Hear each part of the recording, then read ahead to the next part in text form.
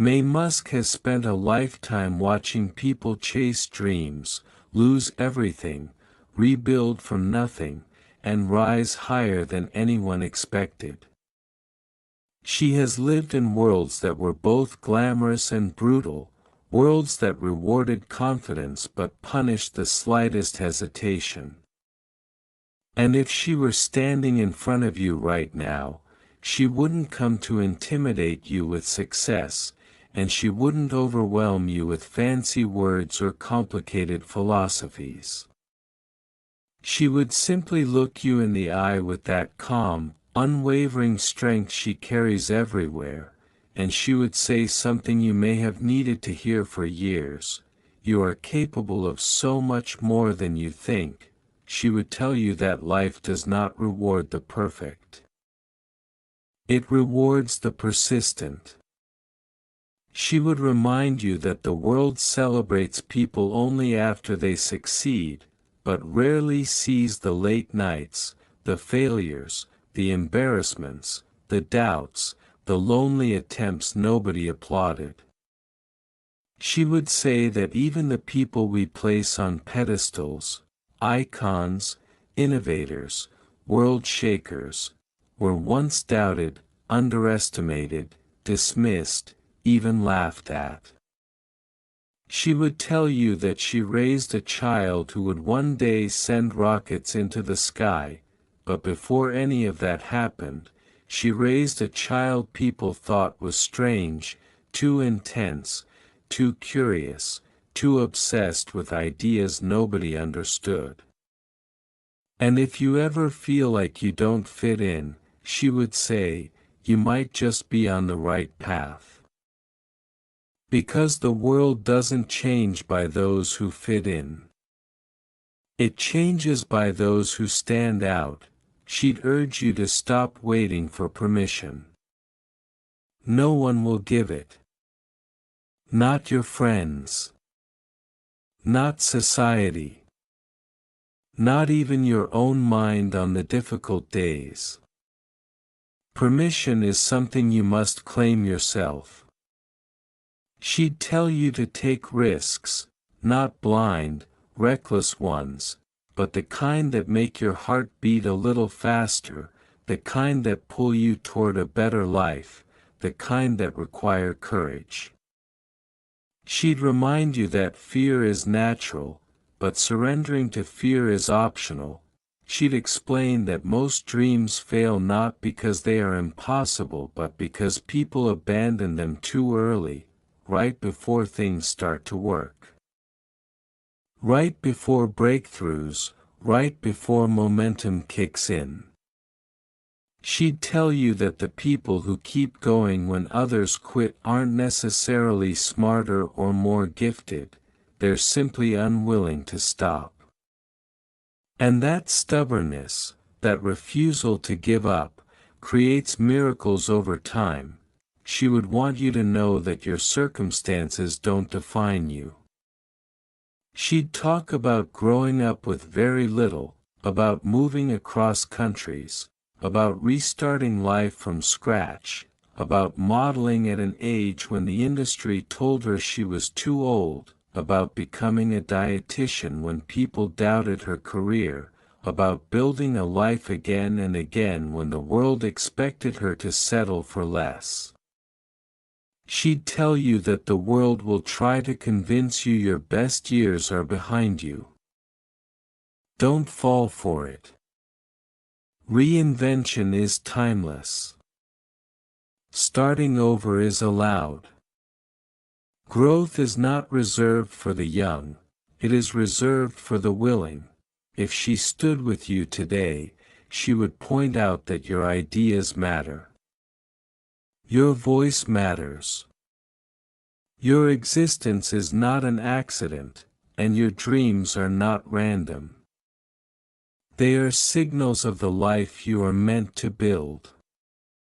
They are reminders that something inside you is restless, hungry, awake, ready. Something in you knows you were built for more, and every time you ignore that inner voice, you shrink a little. But every time you honor it, even with one small step, you expand. She'd tell you that you don't need to wait for the perfect moment. Perfect moments don't exist. What exists are ordinary moments in which you choose to act. She'd say that if you saw where many successful people started, you'd stop being afraid of starting small. Most success begins in the quiet corners of life, tiny apartments, cluttered rooms, desks with peeling paint, places where nobody is watching and nobody cares. But later, much later, the world calls it destiny, genius, brilliance. She knows the truth. Greatness is built in private before it is celebrated in public. Then she would challenge you gently. She would ask you what you are doing with your life, not out of judgment, but out of belief. She'd want to know what you dream about when nobody is listening, the kind of dream that makes your heart ache because you want it so badly. She'd want to know what you've been avoiding, delaying, excusing, talking yourself out of. She would ask you why you have allowed fear to steal opportunities from you. She'd remind you that the people who changed the world were not fearless, they were simply brave enough to move despite the fear, and she would tell you something else, something important, that the road will not be easy. She would never sugarcoat that. She'd say that you'll be misunderstood, doubted, criticized, maybe even mocked. You will lose people along the way. You will outgrow people you love. You will face moments that break you open. But you will also discover new strength. You will meet versions of yourself you didn't know existed. You will rise higher than you expected. You will earn respect quietly, sometimes without applause, sometimes without anyone seeing the battles you fight. And that is okay. Your journey is not meant for everyone to understand. She would tell you to stop comparing yourself to others. Everyone has a different timeline. Some people peak at 20, some at 40, some at 70. She herself became a global icon at an age when society expected her to fade away. She would look at you and say, "Imagine what your life could look like if you stopped assuming it's too late." Then she'd smile that knowing smile, the one that suggests she has seen too much of life to believe in limitations. She would remind you to be kind to yourself. Hard on your goals, but gentle with your spirit. She'd say you deserve rest, nourishment, good company, and moments of peace. She'd tell you that you cannot become the best version of yourself while surrounding yourself with people who think small, speak negativity, or cannot see your potential. She'd encourage you to protect your mind like a sacred space, because everything you create begins there, and if you ever doubt your value, she'd ask you to look back at your life and see how many storms you've already survived. She'd ask you to recognize the strength that kept you moving, the resilience that carried you here. She'd say that you have already proven, again and again, that you don't break easily. You bend, you fall, you struggle, but you rise. You always rise. That alone makes you extraordinary. Then she'd tell you something personal, something powerful, that raising a visionary taught her that all great things begin with belief, belief from at least one person. And if nobody believes in you yet, let her words be the first spark. She'd want you to know that your dream deserves a chance, your effort matters, and your future is bigger than you imagine. She'd tell you that the world needs people like you, people who dare, who dream, who build, who care. People who trust themselves enough to try. She'd tell you to move forward even if you're unsure, even if the path is blurry. Even if you feel small. Clarity comes from action, not waiting. Momentum grows from motion, not perfection. She'd tell you to stop asking, "What if I fail?" and start asking, "What if this works?" She'd explain that the moment you shift your question, your entire life begins to change, and finally, she would want to leave you with this: life is much shorter than you think, but also much bigger than you imagine. Do not waste it shrinking yourself to fit into places you've outgrown. Do not waste it living someone else's idea of success. Do not waste it waiting for the right time, the right opportunity, the right version of yourself. Start now. Start where you are. Start with what you have. And trust that the universe has a strange, magical way of aligning for those who refuse to give up. You are not behind. You are not too late. You are not done. You are just getting started. If she could say one last thing, she would say it softly but firmly, the way a mother speaks when she knows you need it most: your future is still unwritten. Make it extraordinary. She would continue by telling you that the world often underestimates quiet people, those who carry storms inside them but speak gently, those who feel deeply but act calmly, those who appear ordinary until life demands something extraordinary from them. She would tell you that if you are one of those people, there is a hidden power in you that even you may not fully understand yet. Quiet strength is real strength. Quiet fire burns longest. Quiet determination outlasts every loud distraction. She would remind you that pain can become purpose if you let it. That the things you went through are not pointless, they are preparing you. Every disappointment carved a space inside you for wisdom. Every heartbreak taught you how to rebuild. Every failure sharpened your character. Every loss strengthened your spirit.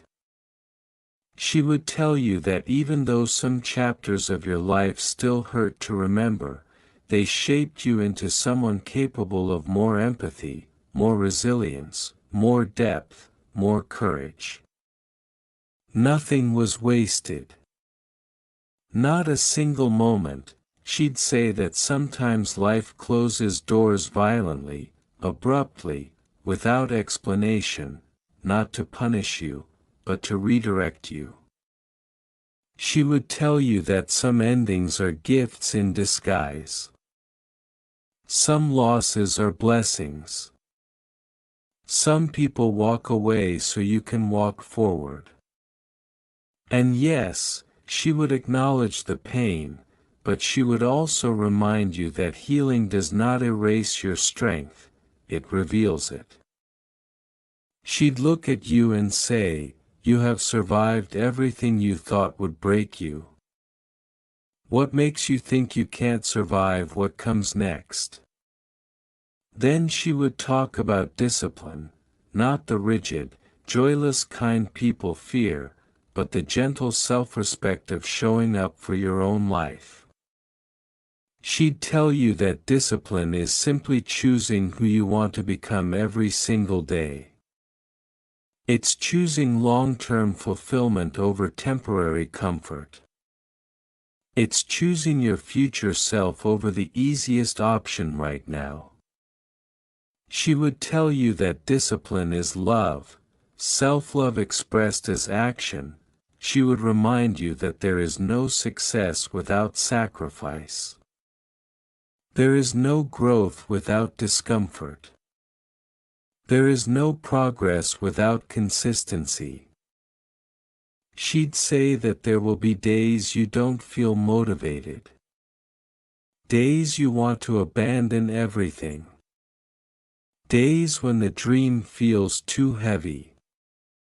And those are the days when discipline must carry you. Not because you're supposed to be perfect, but because your future deserves your effort even on the days you feel small. She would want you to understand that success is not a straight line. It is messy. It is unpredictable. It is full of detours, setbacks, detours from the detours. She'd tell you that what looks like failure is often the universe rearranging paths to align with who you're meant to become. She'd say that some goals won't work out because something better is waiting. You won't see it yet.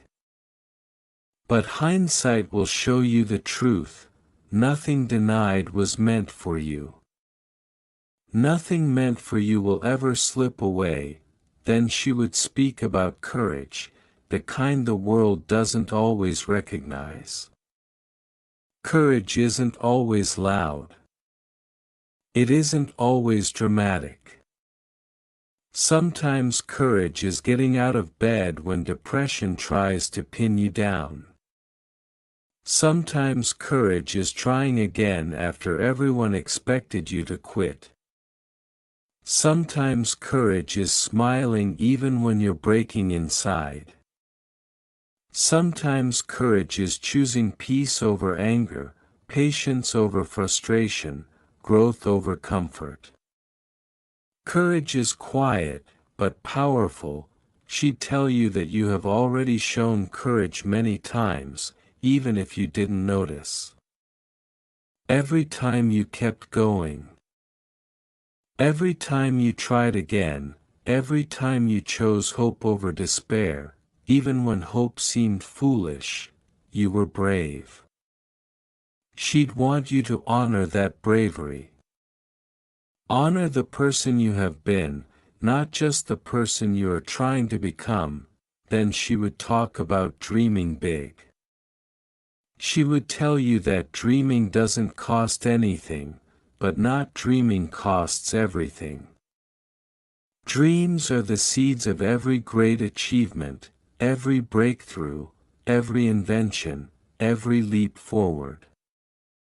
She would remind you that her son was once a child with dreams too big for his environment, too strange for his peers, too unfamiliar for the world around him.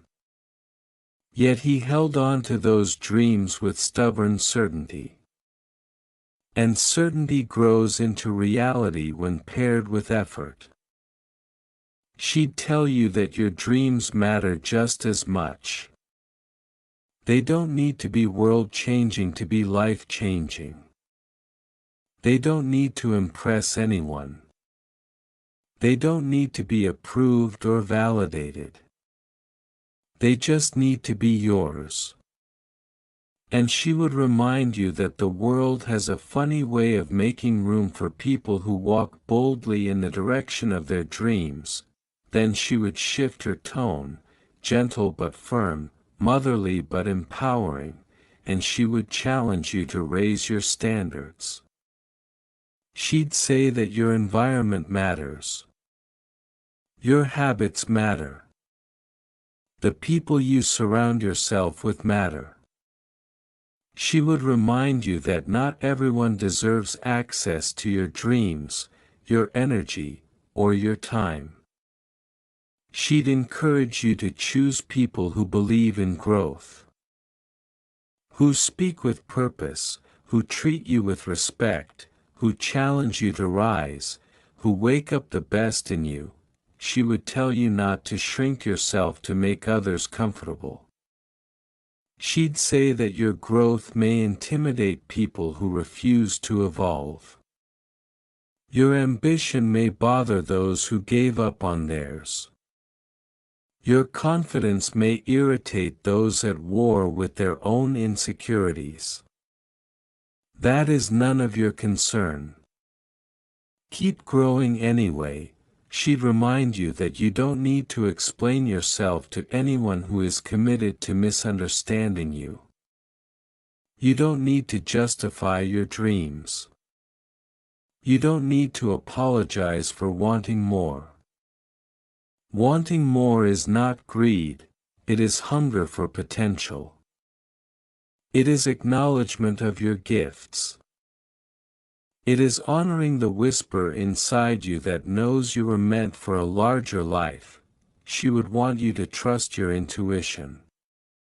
She'd say that intuition is wisdom speaking softly. Intuition is your future self trying to guide you. Intuition is the inner compass that nudges you toward what aligns and warns you when something doesn't. She'd tell you that whenever you ignored your intuition in the past, you paid the price. And whenever you listened, you moved forward.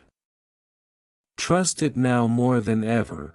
Then she would look at you and say something you may not hear often enough. You are stronger than you think, and more capable than you believe. She would tell you that you do not need to have it all figured out. Nobody truly does. People pretend.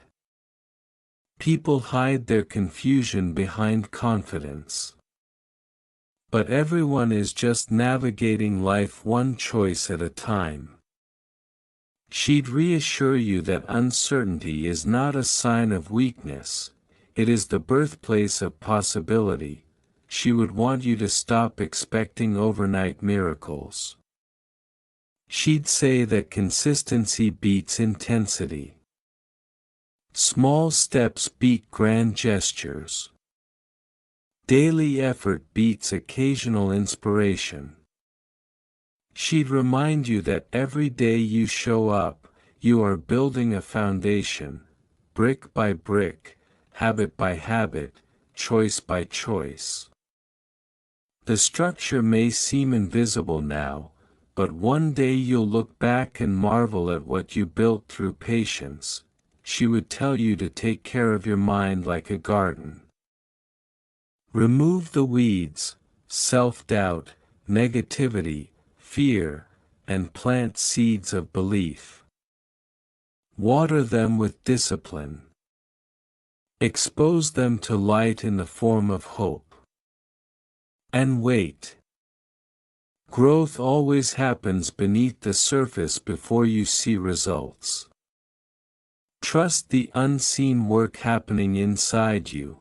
Your life is not stagnant. You are not stuck. Even now, things are rearranging.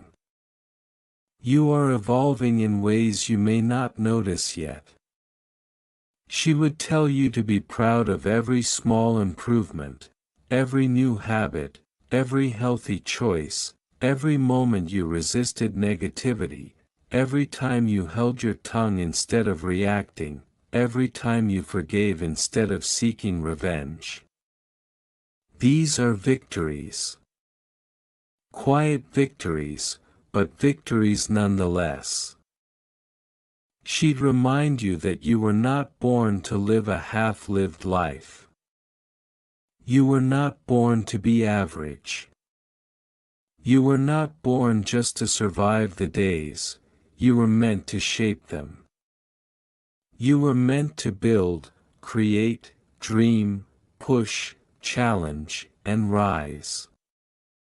She would say that the world doesn't need more perfection, it needs more authenticity. More heart. More passion. More people who believe in possibilities. And then she'd say something that could stay with you forever. Your life will change the moment you decide that you deserve better. She'd mean it.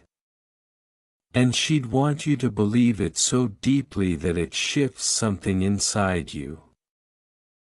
She would continue by reminding you that the moment you decide you deserve better, the universe begins to rearrange itself around that decision. Not instantly, not magically, but undeniably. The energy you carry shifts. The choices you make shift. The boundaries you set shift. And the people you attract shift. Suddenly you are no longer moving from desperation, but from clarity. Not from fear, but from intention. She'd tell you that the quality of your life improves the moment you stop settling for what drains you. She would speak softly but with conviction, the way only someone who has lived enough life can speak. She'd remind you that you do not need to chase love, validation, or approval. The right people will recognize your value without you having to shrink, pretend, or beg. The wrong people will never see it, no matter how much you give. She'd smile and say, "Stop trying to prove your worth to people who aren't even trying to see it. You are not here to be tolerated. You are here to be valued." Then she'd talk about failure again, not as something to fear, but as something to embrace. She would tell you that every great person has failed far more times than they have succeeded. That behind every victory are countless mistakes. Behind every breakthrough are countless breakdowns. Behind every confident step is a history of stumbling. She'd tell you that her son didn't reach success through a smooth path, he walked through storms. Survived criticism so intense it broke others, and kept going even when failure was almost guaranteed. She'd tell you that you have that same potential for resilience. You have survived your own storms, storms that no one else will ever fully understand. You didn't just survive, you learned. You grew. You adapted. You transformed. You may not give yourself credit, but she would. She would look at you and say, "You are allowed to be proud of the battles you fought quietly." Then she would speak about patience, the most underrated strength. She'd tell you that rushing leads to regret, while patience leads to alignment. She would remind you that life does not respond to frantic energy, it responds to focused intention. She'd say that many people mistake impatience for passion, but true passion is steady, consistent, unshakable. True passion doesn't burn out, it burns through obstacles. She'd tell you to trust the timing of your life, even when it feels slow. Especially when it feels slow, she'd remind you that you can't compare your chapter 3 to someone else's chapter 30. That you don't know the sacrifices they made, the failures they endured, the nights they spent doubting everything. Social media might show their highlight reel, but not their struggle. She'd encourage you to run your own race. Not faster. Not slower. Just yours. Then she'd talk about responsibility, not as a burden but as a superpower. Taking responsibility for your life is the first step toward freedom. She'd tell you that the moment you stop blaming circumstances, luck, or other people, you reclaim your power. Responsibility isn't guilt, it's ownership. Ownership of your choices. Ownership of your development. Ownership of your destiny. She would tell you that you have far more control than you think. You control your attitude. You control your effort. You control what you allow into your life. You control how you respond to adversity. She would say, when life feels out of control, focus on what you can control. That is where your strength begins. Then she would turn to the subject of dreams again.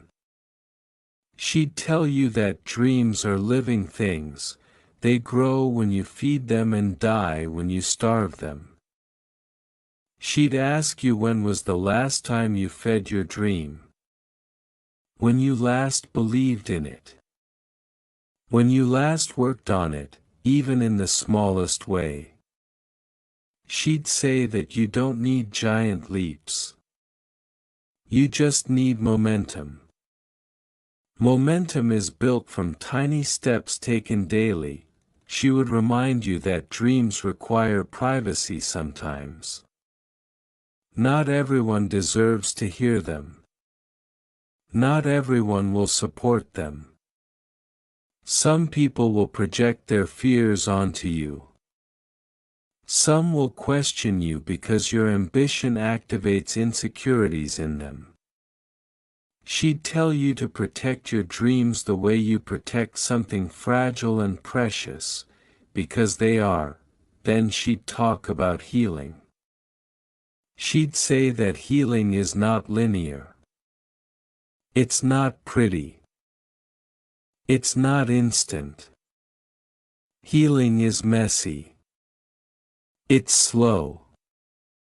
It's confusing.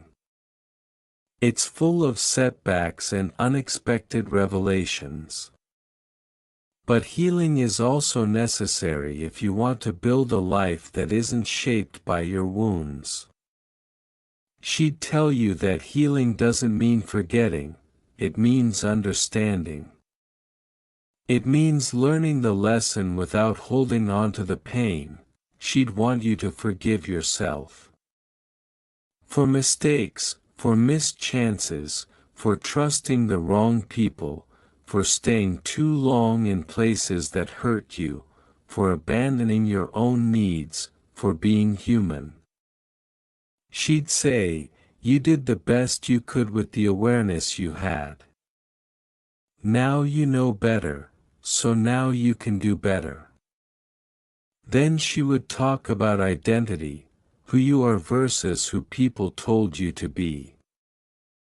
She'd say that much of adulthood is unlearning the beliefs that were placed on you by others. You're not enough. You're too much. You're not smart enough. You're not capable enough. You're not important enough. She'd look at you and say, none of those voices were telling the truth. They were telling you their limitations, not your potential. She would remind you that you are allowed to redefine yourself at any moment. You are not obligated to stay the same. You are not required to fit into old versions of yourself just to keep others comfortable. Growth is your right. Reinvention is your power. Then she'd want you to dream even bigger. She'd ask you what life would look like if you stopped doubting your potential. What your days would look like if you acted with confidence instead of hesitation. What your future would look like if you committed fully instead of trying halfway. She'd tell you to imagine it vividly, because imagination is the blueprint of reality. She'd remind you that everything begins in the mind. Before rockets launched, they were drawings. Before companies existed, they were scribbles in notebooks. Before breakthroughs happened, they were ideas whispered in quiet rooms. Your ideas are no different. Your dreams are no less capable of shifting your life, and then, with the warmth of a mother but the fire of a visionary, she would say, "Do not let this world convince you that your life is meant to be small. You were born to expand, to create, to explore, to rise. And no matter how difficult your past was, your future can still be extraordinary. But it begins with a decision, your decision." She would take a breath, as if gathering every lesson life ever taught her, and she would share her final words with the same steady, grounded grace that carried her through decades of challenges, reinventions, and victories. She would look at you, not at who you pretend to be, not at who you fear you are, but at who you truly are underneath everything, and her voice would soften into something unforgettable. She'd say that the most powerful thing you can ever become is yourself. Not the version shaped by pressure. Not the version sculpted by expectations. Not the version trimmed down to make others comfortable. But the true you, the one you've been trying to protect, the one you've sometimes abandoned. The one still hoping you'll choose them again. She would tell you that life is both long and short. Long enough for second chances, new beginnings, unexpected miracles. Short enough that fear should never be the reason you hesitate. She'd remind you that time will pass regardless, years will come and go whether you chase your dream or hide from it. So you might as well spend that time building something you're proud of. Something that reflects the depth of your spirit. She'd explain that people often regret the chances they didn't take far more than the ones they did. They regret the comforts they clung to, the opportunities they postponed, the silence they kept when they should have spoken. The dreams they shelved for a better time that never arrived. She'd tell you not to let your future self look back with that kind of sorrow. Give yourself the gift of trying. She'd remind you that courage is contagious. When you rise, others rise with you. When you bet on yourself, others feel inspired to do the same. You never know who is watching you quietly, gathering strength from your journey, believing a little more in themselves because they saw you refuse to give up. Your transformation becomes permission for others to begin theirs. Then she'd talk about joy, not the fleeting, surface-level rush the world chases, but the deep, soul-level joy that comes from alignment. From living a life that feels like yours. From waking up in the morning and knowing you're walking a path that matters. She'd say that joy should not be postponed until success arrives. Joy must live in the process, in the small wins, in the daily steps. Success without joy feels hollow. But joy, even without success, is still a form of success. She'd remind you to treat yourself with gentleness. To rest without guilt. To breathe deeply. To celebrate small victories. To acknowledge how far you've come. To honor the journey, not just the destination. She'd tell you that you cannot build a beautiful life from a place of self-criticism. You must nurture yourself the way a gardener nurtures fragile growth, with patience, consistency, and care. She would want you to know that your life is allowed to surprise you. That the future may hold things far greater than anything you've imagined. That miracles don't always announce themselves, they often show up disguised as challenges, detours, or delays. She'd say that when things feel uncertain, it sometimes means something extraordinary is forming behind the scenes. Then she'd whisper something that feels almost like a secret, even if you don't believe in yourself right now, that's okay. Just keep going. Belief can grow from action.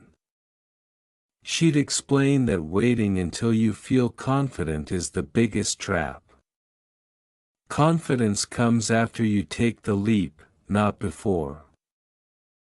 Action creates clarity. Repetition creates skill. Results create confidence. So don't wait for permission from your emotions.